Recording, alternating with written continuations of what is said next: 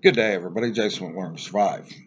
First of all, I'd like to apologize, and I admit uh, I was wrong when I said I didn't think the coronavirus was as bad as what it's being portrayed on the media. I still don't think it's as bad as it's being portrayed, but it's worse than what I initially thought. And allow me to give you an explanation what led me to my original opinion on this. We know the numbers coming out of China were screwed and not proper numbers. They were deflated. But I also know that China has one of the worst medical systems in the world. I mean, a simple cold in China will kill you for the most part. So I didn't think it was going to be as bad as it did. And then we started seeing it decimated on the news, and Italy has one of the best medical care systems in the world, some of the brightest doctors and everything. So that gave me pause to think about this a little bit more. And Italy has admitted that 95% or so of their deaths were elderly and people with compromised immune systems. Is still a high number, and it spread way more rapidly than what I thought. And outside of rapid spreading, that seems to be a big issue. Um, in my opinion, it's have to wait and see if this would be as bad as some of the other pandemics that we um, have had in the last 20 years. It certainly could be worse because of the speed that it's spreading. Um, but I'd like to apologize to you guys for saying that in my prior video because I don't like to just spread out bad information that could get anybody harmed in any way.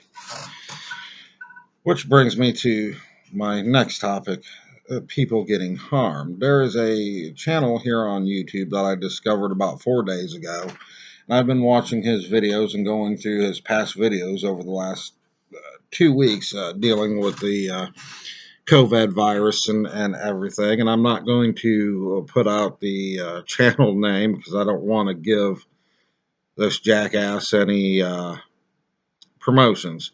Because he has 214,000 subscribers. Let that sink in there for a minute.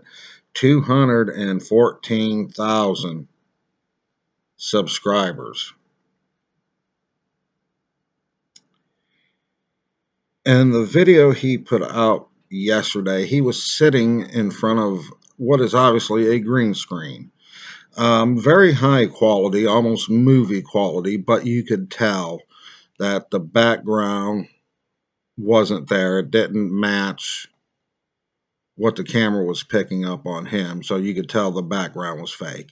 And he claimed to have bugged out to the mountains to a cabin that him and his family own, a hunting cabin.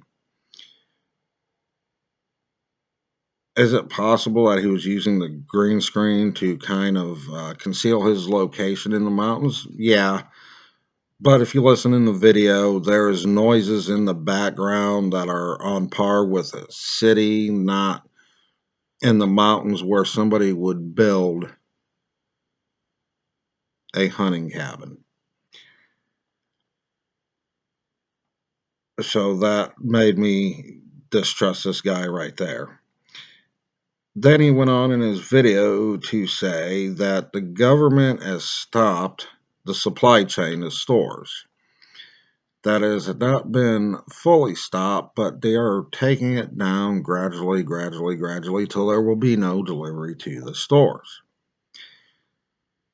After that, he had stated the government caused the tornado in Tennessee and caused the earthquake in Utah. And that was a test, and that within the next 2 weeks, they would introduce flooding and tornadoes in 22 states. Now, other than opening the floodgates on a dam, I don't see how the government could control flooding and rainstorms and tornadoes. It's it's out there. And then after that, he really went on to say that certain blood types are more susceptible to the COVID virus than others, and said particularly that A is more susceptible to it, and O positive is pretty much immune to it. That somebody with O positive blood has got a 99.9% chance of likelihood they could be exposed to it and they'll never get it. It's people like this putting out this information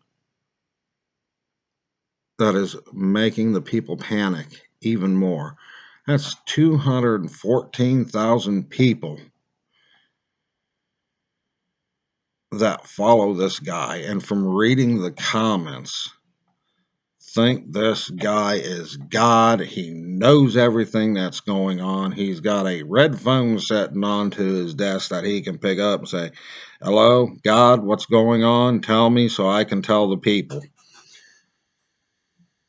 These types of guys are dangerous. They're not only dangerous to know in real life and not only dangerous to have in any group that you might be a part of or thought about putting together or somebody that you thought about helping out. Something went really bad that, hey, I could help this person out. And they are so dangerous in times like this, spreading this disinformation and causing people to panic even more. If stuff like this keeps going round, and stores keep getting lower and lower on basic supplies and food, we're going to start seeing people get killed. Not that they already haven't, because there's been a few incidences of fights in stores over bottled water, milk or whatever, where people have been killed. Here, even locally at, I think it was Costco, 90 miles south of me, two guys pulled guns on each other over bottled water. And putting out videos like this just makes it 100 times more worse. So I am appealing to my friends, especially my friends that are creating YouTube videos. If you have good, solid information that can't be refuted as rumor, that is factual on the COVID virus, please get it out there. And please help and pray that these videos that we can put out combating jackasses like this can curb some of the panic buying and some of the violence, because we don't want people getting hurt and killed just going out and trying to buy a gallon of milk because some guy's sitting here making $1,000 a month putting out bullshit videos on YouTube. Last thing I want to bring up, and I am putting a disclaimer on this. This is not fact right now.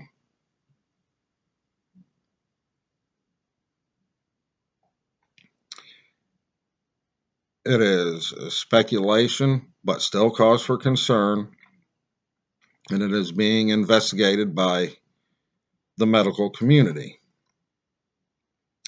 There have been several cases of people with the COVID virus that have taken motrin to reduce their fever getting worse after taking the motrin. Is there a link between motrin and taking motrin and the COVID virus causing somebody's condition to deteriorate very quick over what appears to be the natural span of it? I do not know.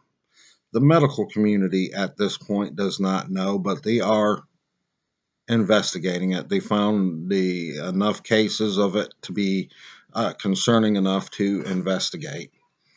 And there are a few doctors that have YouTube channels that are combating disinformation on the COVID virus and stuff, that are saying, look, this is what happened. We don't know what's going on. But take acetaminophen over motrin. Only take motrin if it's your only option and it's your only resort, until this is looked into and we have an answer.